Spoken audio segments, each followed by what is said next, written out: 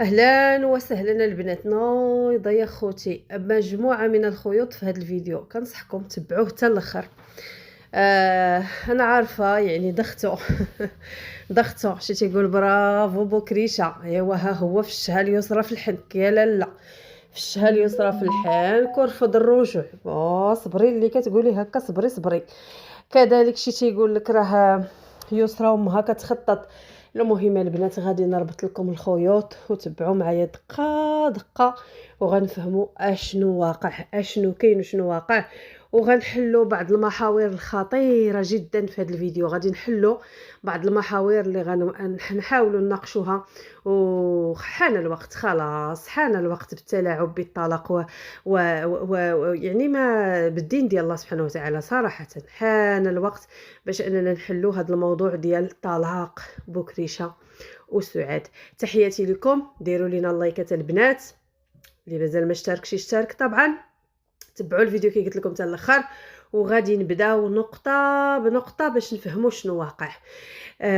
اذا داكشي اللي كتعرفوه راه كتعرفوه، الخيانه ليلى داكشي حتى هو عنده علاقه، ولكن ما بغيتش نبدا لكم من تما كاين حتى يطول عليا هادشي. غنبداو غير من البارح. بدات الصديقه ديال سعاد خرجت في فيديو ماشي كتلمح، حاولي كتصرحش من كتلمح باللي سعاد غادي ترجع لبوكريشه عن طريق يسرى. كذلك خرجت يسرى من موراها بساعتين تقريبا ولا شي 3 سوايع، دارت لنا داك الفيديو وجاوبت على السؤال اللي الناس اصلا داخلين ليه لداك الفيديو، اللي هو رجوع سعاد لبوكريشه. وقلت لهم ببساطه انا غنقول لكم ان الموضوع فعلا كاين في الخاص، وجايكم السكرينات. كون ما كانش هذا الشيء كاع كاين، كون فعلا هي ما مدخلاش في الموضوع، غادي تقول لهم ببساطه انا داكشي ما كيهمنيش، انا خلاص كما كانت ديما كتقول بعدت على المشاكل وغادي تفوت على السؤال بسلام. ولكن هي جاوبات وقالت لهم وفسرت وعلات وعطاتنا حتى رايها من الفوق، وقالت علاش لا. انا بابا وماما كانوا ديما يعني مجموعين مني كنت في الصغر، غير ما عرفتش، بحال زعما غريب، بحال زعما ما وقع والو انهم تفارقوا. وعلاش لا، وكنتمنى يرجعوا كما سمحت حتى انا لامي. يعني هذا الشيء يعني كل شيء ممكن. وطبعا قبل ما ندوز للخيوط الاخرى، انا عارفه ان يسرى كتخدم بالباز، غير باش نكونوا واضحين، لان هذا الشيء مشعب. انا عارفه كتخدم بالباز، وعلى اي نكونوا على يقين ان الحفل اللي كتوجد ليه ما عندوش علاقه نهائيا بالرجوع، والرجوع فيه مفاوضات وانا جايكم. هي غدير شي حفل، واش الختانه ديال ولدها ولا الله اعلم، المهم عندها شي مناسبه، وطبعا غادي تخلي الناس وغتوهمهم ان الحفل غادي يكون ديال الرجوع، وهذا من اجل المشاهده. وهذه ماشي اول مره كتخدم بهذه الطريقه، وانما هذه هي الخدمه ديال يسرى، كتدخل الشكلي في العكلي من اجل القناه ومن اجل باش تطلع البز. ولكن هذه المره ماشي غير على البز، وان فعلا الموضوع ماشي زعما غير قايلاه في اليوتيوب، وانما فعلا الموضوع كاين في الواقع. من بعد كيخرج بكريشه وكيدير اللايف اخواني اخواتي، وكيأكد زعما للناس ديال لبنى والمتابعين ان ما كاين والو، ما كاين رجوع، وانه الكرامه.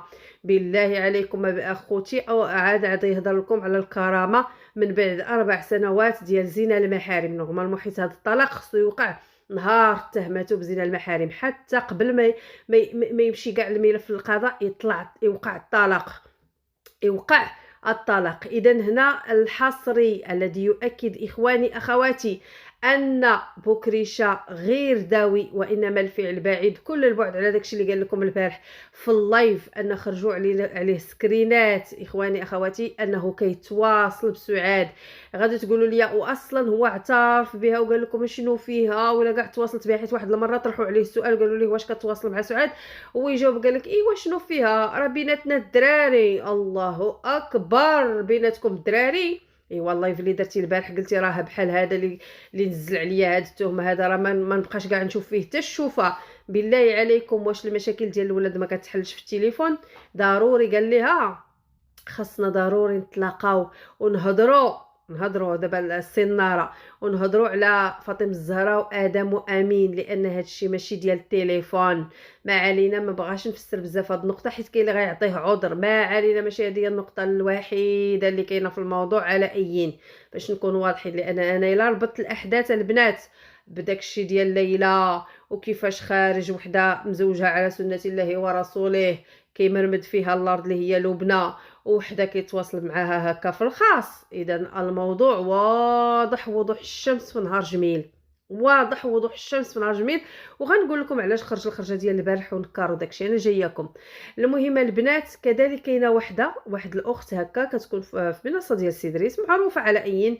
ربما نتوما لهاد الجهه كتعرفوها، انا ما عرفتش علاش كتدخل بزاف لهاد الجهه. انا ما عارفاش واش كتدخل الجهه القنوات الاخرين ولا لا، ولكن هاد الجهه كانت كتدخل عندي انا ايضا، كتدخل بزاف عند سيدريس، كتدخل عند مولات الماسك اللي هي سميتها لقمان، انسانه زعما محترمه في التعاليق ديالها.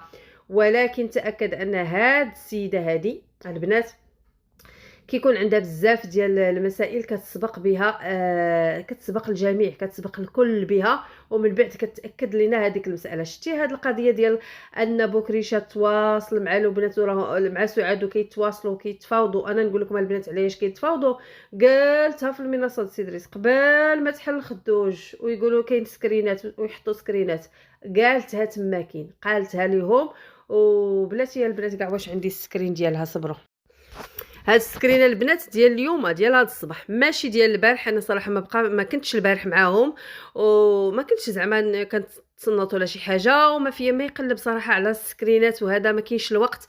انا غير حطيت لكم هذا النوع من الانواع ديال السكرينات اللي كتاكد فيهم ان يعني بيناتهم تفاوض. وهذا سكرين غير مازال هذا غير نقاش. اما السكرينات الاولى اللي كانت حطات قالت بان كاين تواصل بين بوكريشه وسعاد، وبانه فرض عليها او لا شرط عليها باش يتم الرجوع. وانا جايكم لسعاد انها غترجع وغنعطيكم علاش.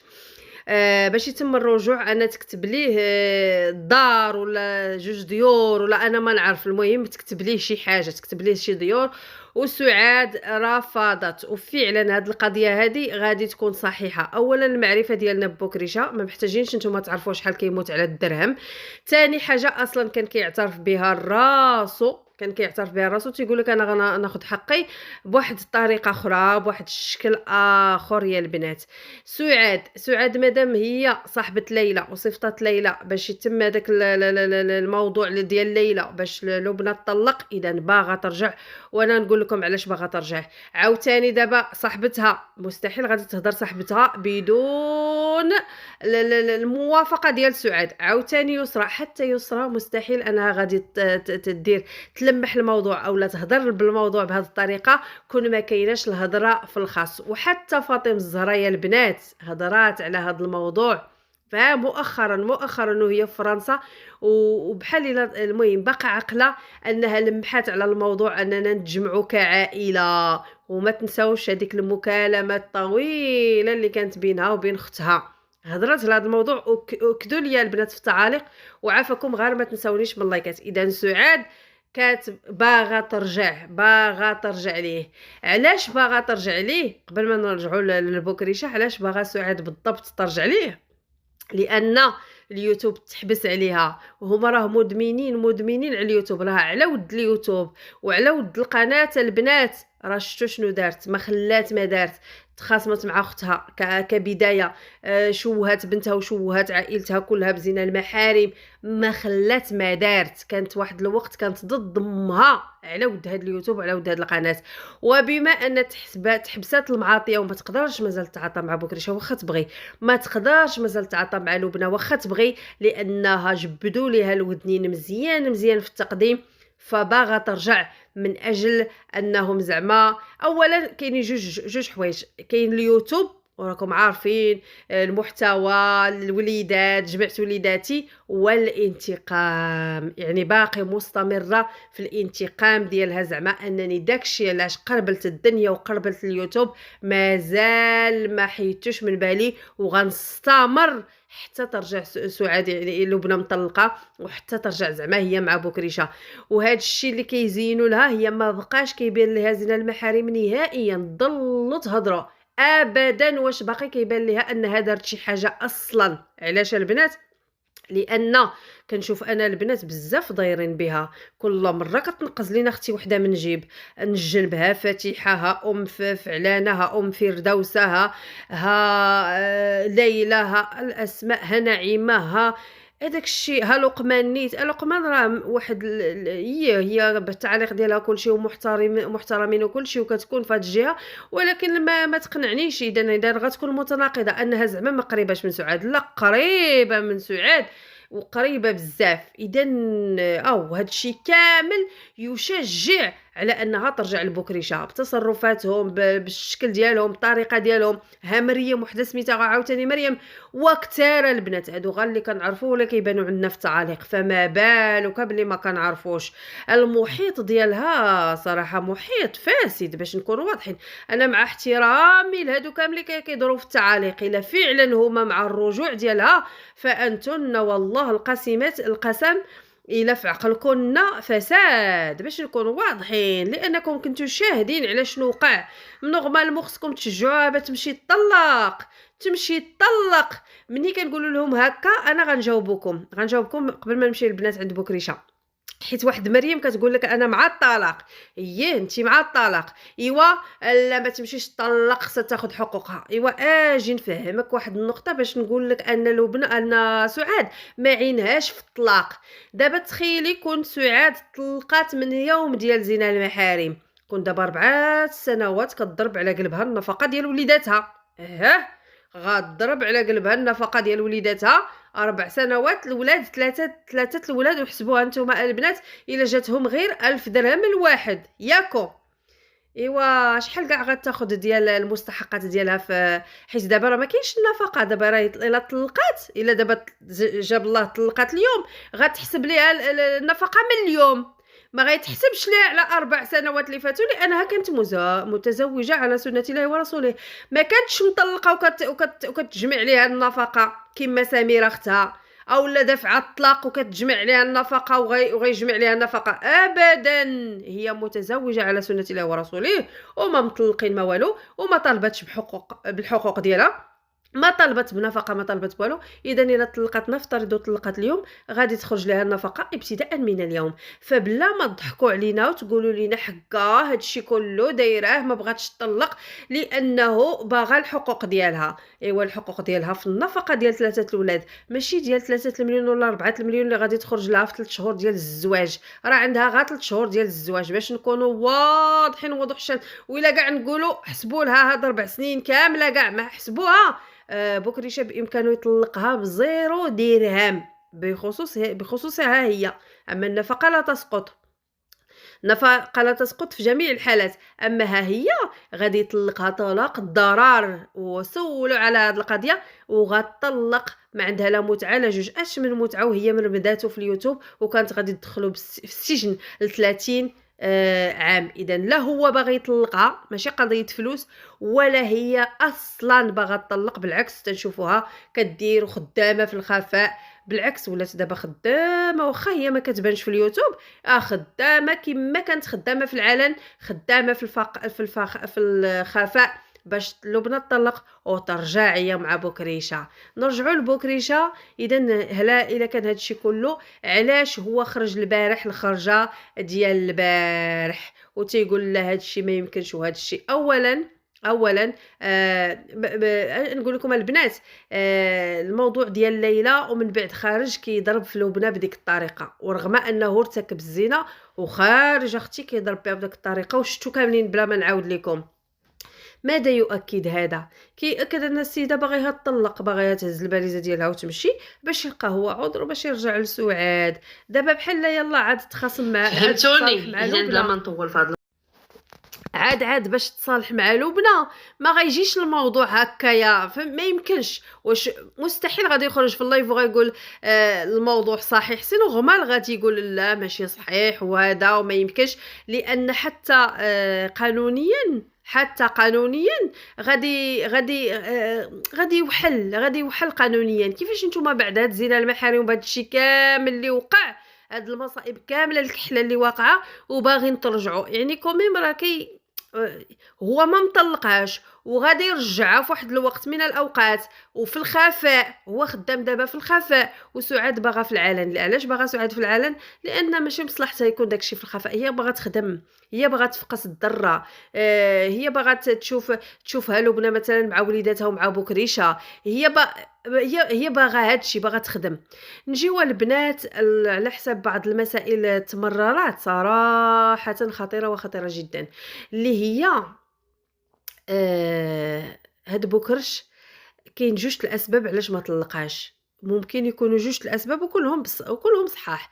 السبب الاول اللي كنا كنقولوه، السبب الثاني عاد اليوم انا فكرت فيه اقسم بالله وانا حاله اللايف مع الصباح مع المتابعين، هضره من هنا وهضره من هنا وصلنا لهذا السبب هذا. اما السبب الاول ديما كنت كنقول لكم هو الثروه ديال سعاد كيعرف شحال فيها، خايف لا يطلقها وتمشي تزوج بشي واحد ويضحك عليها ويدير لها داكشي وهو كتعرفو كيموت على الدرهم. هذه بلا ما نفسر فيها لانني فسرت فيها بزاف ديال المرات. السبب الثاني وتا هو منطقي جدا يا البنات، لايكات ديالكم الله يستر عليكم. السبب الثاني ان دابا كلشي الغادي والبادي تيعرف انهم بداو هادشي بوز، ياكو هاد الطرف ولا داك الطرف بداو هادشي بوز وبلا اعتراف ديالهم وبلا اعتراف ديال ولادهم.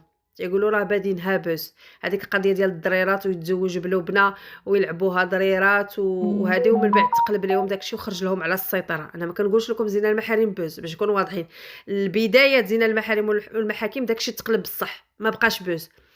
اذا هنا وهما كيتفقوا اصلا يا البنات على البوز. غادي تكون لاله سعاد كتسجل لان هوايه بنات الشيفور التسجيل ثم التسجيل. شوفوا غير سكرينات البارح كل شيء هي عندها مسجل. هضروا خرج قرضنها من هنايا وقال وبحال الا قمعه وقال لها حنا وما نرجعوش وما كاينش الرجوع. في العشيه السكرينات خرجوهم من القنوات شنطا به فيه. اذا هذاك التسجيلات ديال انهم تيخططوا باش يديروا البث اكيد كاينه شي بركه عند لاله سعاد، عندها شي بركه، شي اوديوات، شي حاجه. اذا هنا ربما كتقول لي الا مشيتي تتابعتيني، لان كنت كتحدانا كتقول ايوا حربوش كاع ما عنده ما يدي مني يطلقني، ايوا حربوش يتابعني في زينه المحارم. بحال هكا كانت كتقولها بالتحدي، ماشي بنفس الكلام ولكن هكا تحدي. علاش؟